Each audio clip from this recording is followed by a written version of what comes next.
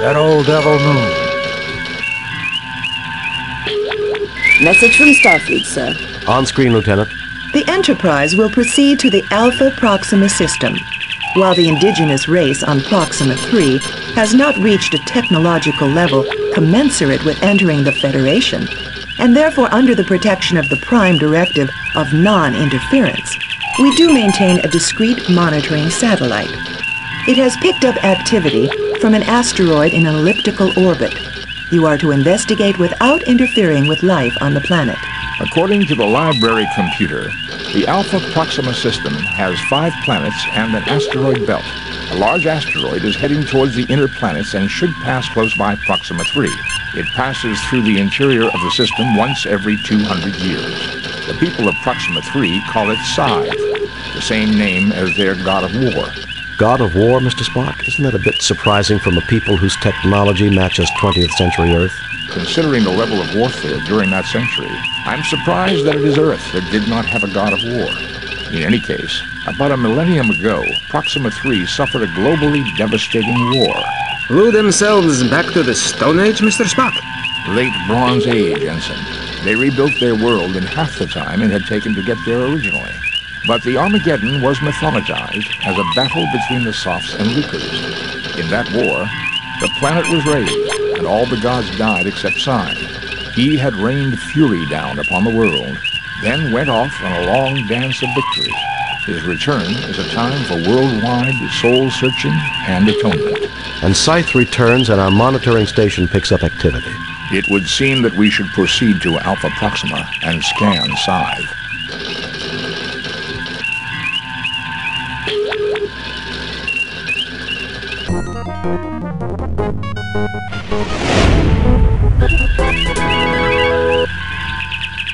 We are out of sensor range, Captain. I suggest we orbit the asteroid.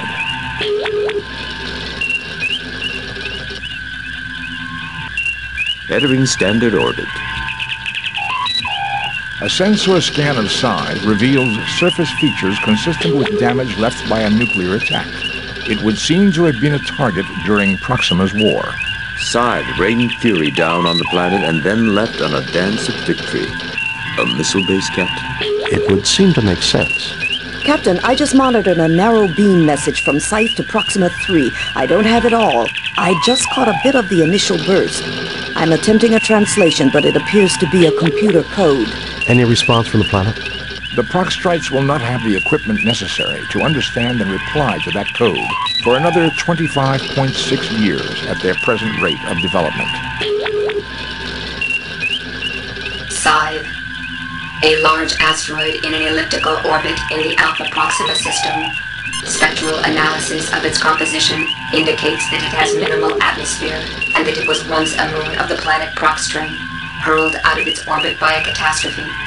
The 17th letter of the Lucre alphabet is named Scythe, probably not by coincidence. Proxtrae, the 3rd planet in the Alpha Proxima system. This Class M planet is widely habitable except for zones of extreme radioactivity on the southern continent. About 1,000 years ago, the 2 dominant political systems, the Lucres and the Sophs, engaged in a nuclear war that resulted in the deaths of 3/4 of the world's population through direct or collateral damage. Proxtrae's current civilization is non-spacefaring and does not have contact with the Federation. Lucres, one of the 2 ancient cultures of Proxtrae, see Sophs. The Lucres believed that a man who made the most of his ability was a god. Their individualism put themselves at odds with the communitarianism of the Sophs. The Lucres used base 3. Their organization was based on units of 3, making up sets of 99. The number 99 was known to have religious importance to them. Sophs, one of the 2 ancient races of Proxtrae, they lived in a highly advanced culture that valued the community ahead of the individual, which put them in conflict with the Lucres. The Sophs used base 4 in their mathematics, and their organization was based on units of 4 to make up sets of 100. Spock, come with me. Mr. Scott, you have the comm.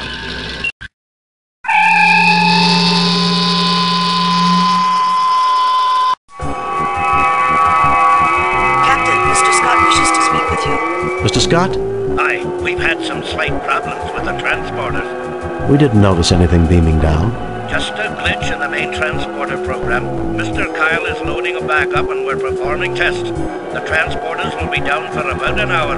That will still give us plenty of time, Scotty. I know. I have the lads in engineering doing a complete overhaul of the ship's systems. Good, Mr. Scott. I'll keep you posted. Kirk out.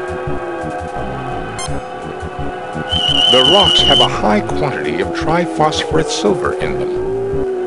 As expected, Captain, the source of power emanations lies beyond that door. A power source that has lasted millennia and endured major catastrophes. That's fascinating, Mr. Spock. Do you have Vulcan blood, Ensign? No, sir. The atmosphere is breathable, Jim, but hardly nourishing. We should either get inside or go back to the ship. It's what I was afraid of, Jim. The thin atmosphere of this moon doesn't provide enough protection from cosmic rays. We shouldn't stay here any more than a few hours.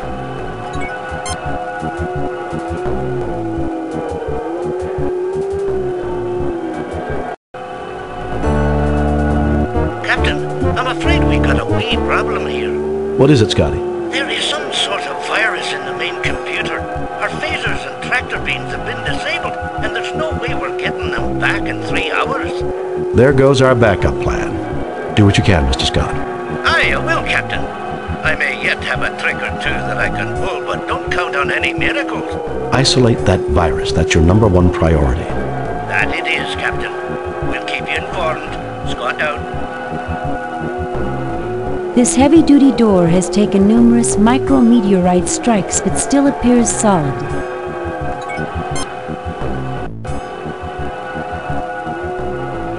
You retrieve a rock.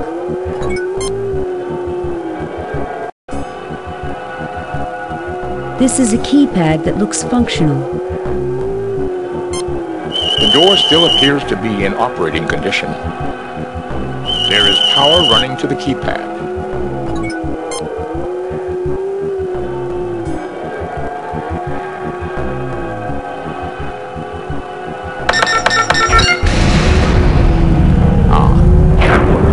I see you deduced that 10200 in the Lucre's Base 3 was equal to their sacred number 99.